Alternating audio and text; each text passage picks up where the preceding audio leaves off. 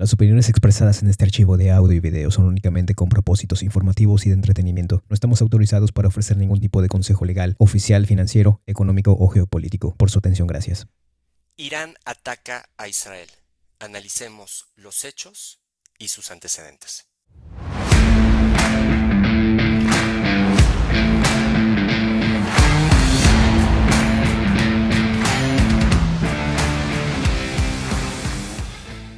¿Qué tal? Hola a todos, sean bienvenidos a un episodio más de su podcast Economía y Mercados Financieros. El día de hoy vamos a tocar un tema que no habíamos realmente planeado durante la semana, pero el día de ayer hubieron eventos históricos muy importantes que nos llevan a la posición en la que estamos el día de hoy. Vamos a hablar de Irán. Irán, los ataques que ayer sucedieron contra Israel, fue noticia en todo el mundo, un tema de gran relevancia. Pero antes de comenzar, quiero saludar a Jacobo Pérez Schwartz. ¿Cómo has estado? Preocupado porque estos ataques, híjole, puede desencadenar, no sé si decir Tercera Guerra Mundial, pero lo que pasó ayer es muy serio. Bastante serio, bastante preocupante en realidad. Es un mundo ya muy tenso. Pero ayer, ¿qué fue exactamente lo que sucedió, Jacobo? A ver, lo que pasó es Irán por primera vez lanza ataques directos contra Israel. O sea, eh, Irán e Israel tienen ya un conflicto de décadas. Irán típicamente ataca a Israel de otras formas, desde el sur del Líbano, o puede atacar con los Hutis, o puede atacar con Hamas, que es el más relevante recientemente. Normalmente lo hace así, pero nunca lo había hecho directamente. Entonces, ayer lanza 300, de hecho hubo misiles balísticos, o sea, entre drones, misiles balísticos y misiles crucero, hubo 300 ataques hacia Israel. El 99% de ellos fueron derribados. Ujú. Entonces, entre el Iron Dome, ¿no? La cúpula de hierro, la cúpula de hierro es un sistema de misiles en Israel para derribar misiles, sí, pero normalmente son para derribar misiles de Hamas o misiles de Hezbollah del sur del Líbano. Pero entre eso y entre una coalición entre jets de Israel, de Inglaterra le entró Estados Unidos y hasta Jordania. No me queda claro si Arabia Saudita también participó para derribar parte de los ataques, pero esto está rojo, está muy fuerte la situación. Y lo que dijiste hace un momento es interesante, ¿no? Irán podría usar a los Houthis, que hay un episodio que habla sobre los Houthis, quiénes son y de dónde vienen. Pero, ¿cómo sucede esto? Porque esto para mí es similar a lo que hemos observado también en Latinoamérica en algunas ocasiones, donde de alguna u otra forma se encuentra que los narcotraficantes que están vías en México, Colombia, poseen armas de la Armada de Estados Unidos. Entonces uno se pregunta cómo es que armas de otro país llegan ahí. ¿Cómo es que Irán utiliza a estos grupos? Bueno, entonces creemos que hay varios grupos.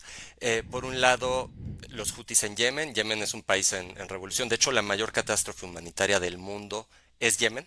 Es Yemen. Entonces, es una forma de controlar las salidas tanto, por ejemplo, Irán controla tanto el Golfo Pérsico, también controla la entrada del Mar Rojo mediante los Hutis. Los Hutis están en el sur de Yemen y últimamente hicimos un episodio de ello.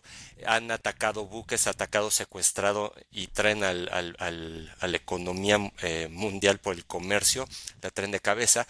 Y esto es muy relevante sobre todo para Arabia Saudita, porque Arabia Saudita, su única forma de salir al mundo es por el Golfo Pérsico controlado por Irán y por el Mar Rojo. Y el Mar Rojo, si en la puerta ponemos a los Houthis lanzando cohetes, también lo controla. Entonces, por un lado tienes a los Houthis. Bueno, nada más veamos la diferencia en tamaños entre Irán. Irán es un país muy grande, muy grande, y esta franjita que se llama Israel. O sea, ese es el tema. Son países muy dispares, al menos en territorio y sobre todo en población. La población de Irán son 90 millones, Israel son 9 millones. Es muy dispar. Bueno, luego otros grupos. Está el grupo terrible, el más de moda, que se llama Hamas. Hamas, que está en la franja de Gaza. La franja de Gaza es este cachitito. Entonces, desde este cachitito hicieron el octubre 7, que fue la peor catástrofe para Israel desde el Holocausto, donde entraron, masacraron, violaron, quemaron gente viva. Lo que hicieron no tiene nombre, 1300 eh, israelíes, y es lo que tiene la guerra actual. Pero el grupo más preocupante se llama Hezbollah, y Hezbollah opera en el sur del Líbano. Hezbollah es mucho más fuerte que Hamas. Entonces Hamas está en la franja de Gaza, y Hamas, para armarse, o sea, por un lado Israel inspecciona este es lo que ven aquí azul, es el Mediterráneo. Entonces los barcos que llegan a Gaza, Israel los inspecciona. O sea, si son de comida y no hay o sea, si es frutas, verduras, no pasa nada, los dejan pasar. Pero intentan que jamás no se pueda armar. Pero en el norte, Israel es muy difícil que pueda hacer eso. Entonces, en el norte, todo el sur del Líbano está atascado. De hecho, es gobierno Hezbollah. Entonces, Irán arma hasta los dientes a Hezbollah. Hezbollah milita shia iraní, mucho, pero mucho más fuerte que Hamas. A ver, platícame. Entonces, solamente recapitulando, hay tres grupos importantes aquí. Tenemos a los Hezbollah en la parte del Líbano, tenemos a los Houthis en la parte sur y Hamas que está justamente ahí en la franja de Gaza. La interacción que tienen con Irán es que de alguna forma Irán financia o provee con armamento a este tipo de grupos para mantenerlos activos de alguna forma, ¿no? Exactamente. Entonces, Irán, en vez de atacar desde Irán, ataca mediante estos grupos. Entonces, ¿qué es lo que hace Israel? Responder, por ejemplo, cuando Hezbollah, que es probablemente la principal preocupación, Hezbollah ataca desde el sur del Líbano. ¿Qué hace Israel? Responde bombardeando las fábricas de armas de Hezbollah, responde, o sea, analiza de dónde salieron los misiles, ataca. Entonces vas a escuchar en la prensa internacional: Israel ataca el sur del Líbano. Sí, responde a los bombardeos. Y desde que empezó el conflicto con Hamas, también Hezbollah ha estado lanzando cohetes. Entonces el norte de Israel, Israel tuvo que desalojar a la gente para mandarlos un poquito más hacia el centro, porque en el norte, o sea, ahorita es muy peligroso por los bombardeos de Hezbollah. Perfecto. Hasta ahora todo ha sido sobre temas actuales, grupos importantes, pero ahora la pregunta es ¿por qué está sucediendo esto? Debe haber un contexto histórico, algún referente que nos dé un poco de color sobre cuáles son los antecedentes a este conflicto. Bueno, voy a intentar dar los antecedentes de la manera más rápida posible. Irán tiene una historia cultural milenaria, ¿no? Y están muy orgullosos y deberían estarlo de ello. Bueno, voy a decirlo rapidísimo. En los años 20, 1920, empieza una dinastía de Pahlavi. Entonces empieza a modernizar el país, pero como él no sabía si acercarse a cuál potencia cuando empieza la Segunda Guerra Mundial, como que elige por acercarse a Alemania. Eso obviamente no le gusta a los aliados. Ah, por cierto, Irán es de los principales productores de petróleo del mundo, es el cuarto en reservas y el segundo en gas, y había muchísimo extracción de petróleo por parte de Gran Bretaña. De hecho, había en algunos años el principal ingreso de todo el reino de Gran Bretaña era por el petróleo de Irán. Entonces, se acercan a Alemania, eso no le gusta a los aliados. Entonces, entre Rusia e Inglaterra atacan. Estoy hablando de los 40, quitan ese gobierno. Le dicen: bueno, tú apoyaste a los alemanes, eso no se vale. Vamos a poner a tu hijo. Entonces entra su hijo, aliado de Gran Bretaña, aliado de Estados Unidos, y empieza a modernizar el país, lo empieza a occidentalizar. Veías a las personas vestidas totalmente como occidentales, empieza la industria. Entonces Irán empieza a subir muchísimo.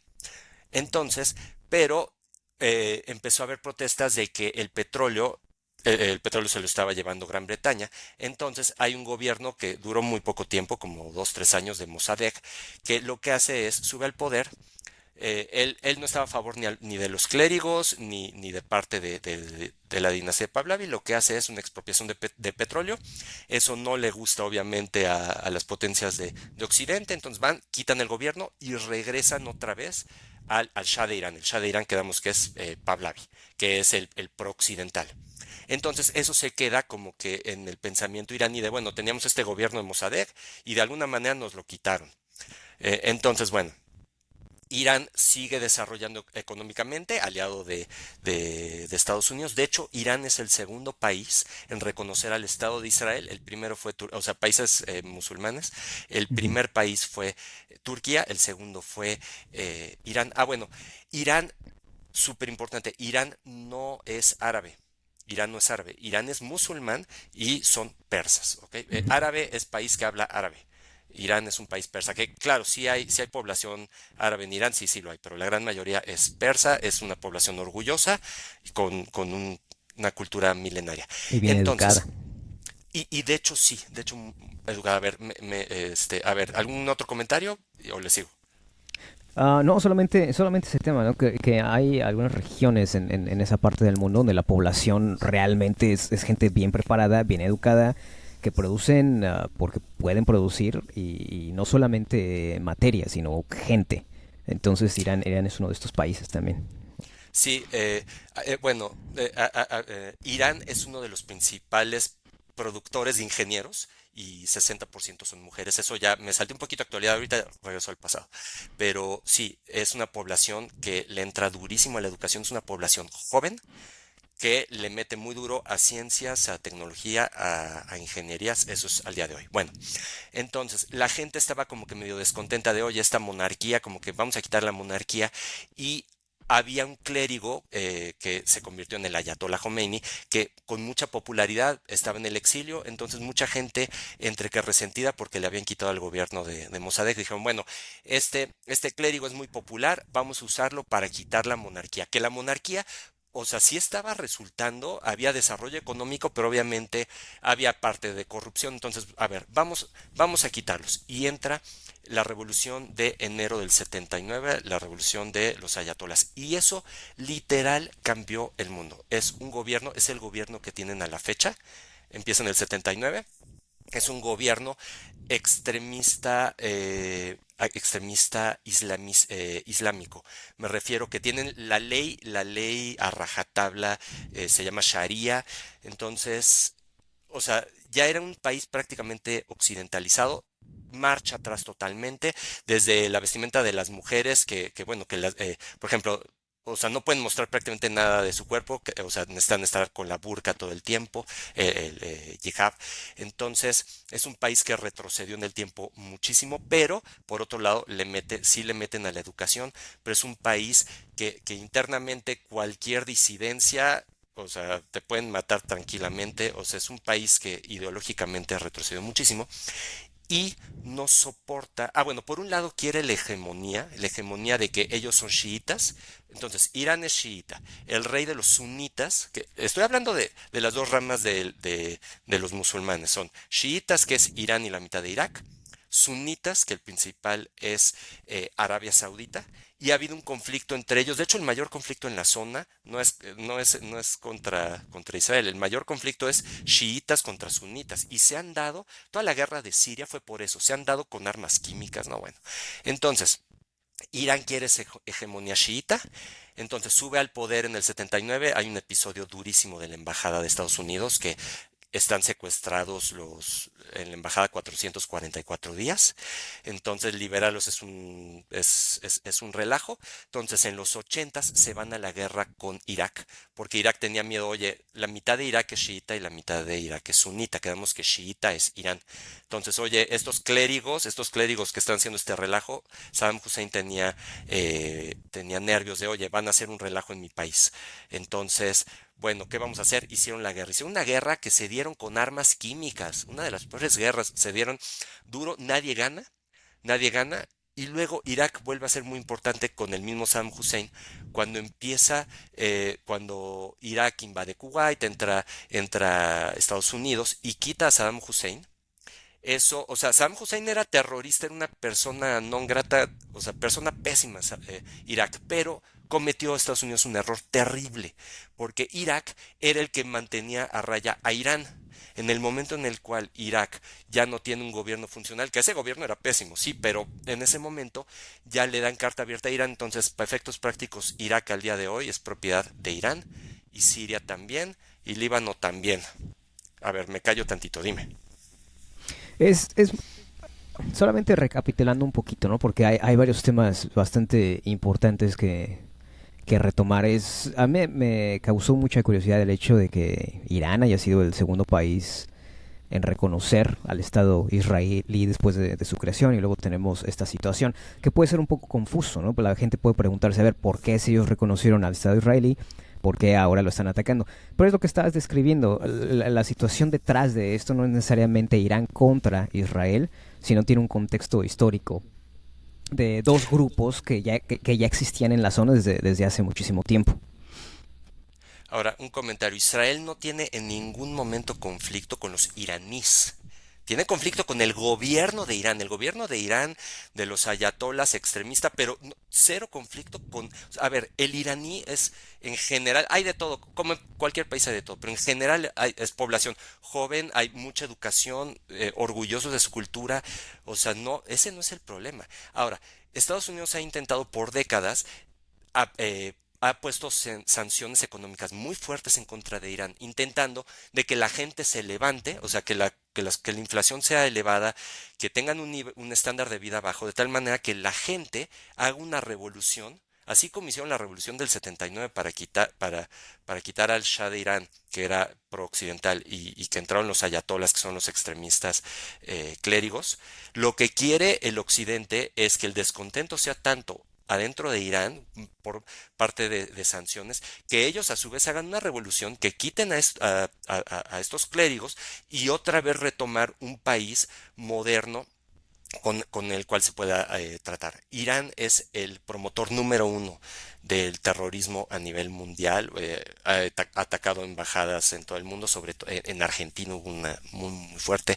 Entonces, lo que se desea es cambiar ese gobierno. Irán tiene un potencial brutal, tienes gente educada, recursos naturales, posición estratégica, o sea, tienes el Golfo Pérsico, o sea, Irán es probablemente el país, la ubicación geográfica más estratégica del mundo con población educada. El potencial de Irán es, es ilimitado. El problema es que tiene un gobierno terrorista.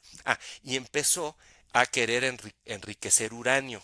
Entonces, no sé si se acuerdan, 2005 hay unas pláticas con Obama, con los europeos. Irán dice, quiero destruir Israel.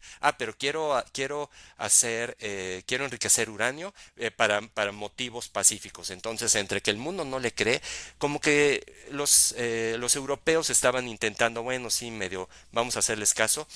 Obama estaba negociando ese tratado. Llega Trump y dice, no, no te creo absolutamente nada, tú lo quieres hacer para armamento nuclear, y si me preguntan a mí en lo particular, yo creo que sí lo quiere para armamento nuclear. Así que voy a poner las sanciones hasta el techo, y hasta ahí va hasta el momento. Entonces, Europa en general se había acercado a Irán, empieza la guerra en Ucrania, y Irán, ¿quién es el principal aliado de Irán? Se llama Rusia. Entonces, de hecho, ahorita Rusia en su guerra, que le falta armamento, ¿quién creen que le manda armamento? Irán. Típicamente ha sido al revés, típicamente Rusia manda armamento a Irán, ahora Irán está mandando drones a Rusia para la guerra de Rusia. Entonces, eso ya no le gustó a los europeos. Entonces, es entre que Irán busca esa hegemonía por su rama de musulmán, entre que Irán tiene un potencial enorme, enorme para hacerlo, pero que entre Irán tiene un pésimo gobierno terrorista. Cambiando su gobierno, Irán sería potencia mundial. Aquí va a ser interesante ver la reacción de lo que se está sucediendo en Ucrania también. Um, Probablemente uno de los más afectados en este momento sea Zelensky. Probablemente esté súper preocupado con lo que va a suceder, donde Estados Unidos va a enfocar su atención en este momento. Y con todo lo que estás mencionando, creo que pareciera que si Irán ya tenía planeado esto, pareciera que este era como el momento perfecto para hacerlo, dadas las otras tensiones que hay en el mundo. Pero el otro tema que también a mí en lo personal me resulta muy interesante es todo lo que sucede a partir de la revolución en Irán, en el que fue 79, habías dicho. 79, enero del 79. Enero del 79.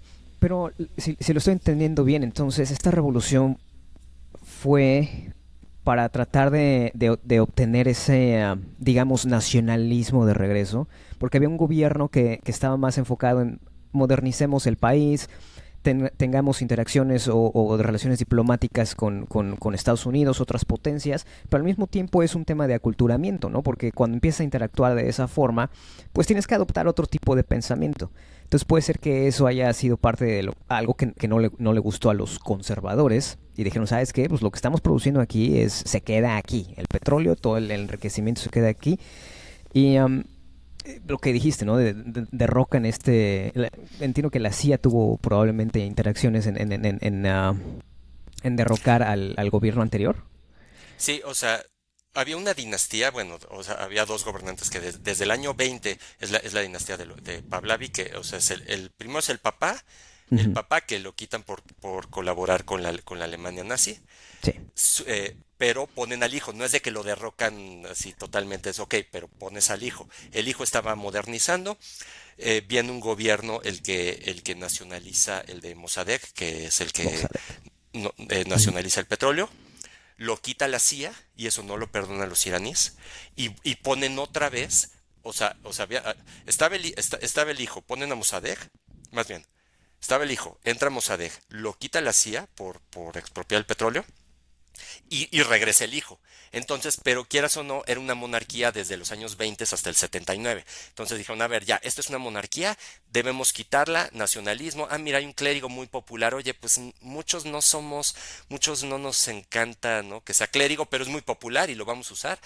Sí, pero ya se quedó, entonces ese tipo salió, entonces hay otro clérigo ahorita, Ali Khamenei ya tiene 84 años, entonces ahorita lo que están viendo es cuál clérigo va a seguir, es un relajo. Ah, y un punto que me faltó comentar, cuando fue la guerra entre Estados Unidos e Irak, Saddam Hussein mandaba misiles Scud para atacar Israel, entonces eran, eran misiles enormes y lo que hizo Estados Unidos eh, impidió que Israel respondiera. Lo que dijo es, a ver, Israel, tú no puedes responderle. Dice Israel, oye, yo acá tengo mis jets, yo quiero responder a los ataques que Irak está haciendo. Dijo Estados Unidos, ¿sabes qué? No te voy a dejar responder, pero te voy a dar los famosos misiles Patriot para poder en el aire destruir esos misiles. Obviamente hubo misiles que sí, que no fueron destruidos y sí pegaron en Israel, pero Estados Unidos controló a Israel en ese entonces para hacer una respuesta. Ahora, Irán está más lejos que Irak, y dos, invadir Irán es imposible. ¿Por qué? No se alcanza a ver, pero por la orografía. O sea, es una cadenas y cadenas montañosas. Irán es imposible de ser invadido. Entonces, ahorita lo que se está discutiendo es, ok, ¿qué va a responder Israel? Irán lanzó 300, o sea, atacó con drones, atacó con misiles, ¿qué va a hacer Israel? Entonces, si ataca o no ataca, tiene que ser coordinado con Estados Unidos. Está muy lejos, está muy lejos y la amenaza de Irán es muy fuerte. Entonces hay que ver qué quiere hacer Israel, entre qué quiere hacer y qué le dejan hacer, porque por otro lado, si dejas que, ok, yo te puedo mandar 300, ¿no? 300 y no respondo, o sea, eso puede hablar de debilidad. Otra forma que podría responder Israel es mediante ciberataques, ¿no? O sea, ok, a lo mejor no mando a mis aviones, no mando misiles, pero te destruyo plantas de energía mediante ciberataques. O sea, hay que ver entre qué quiere hacer Israel, porque es muy peligroso esto.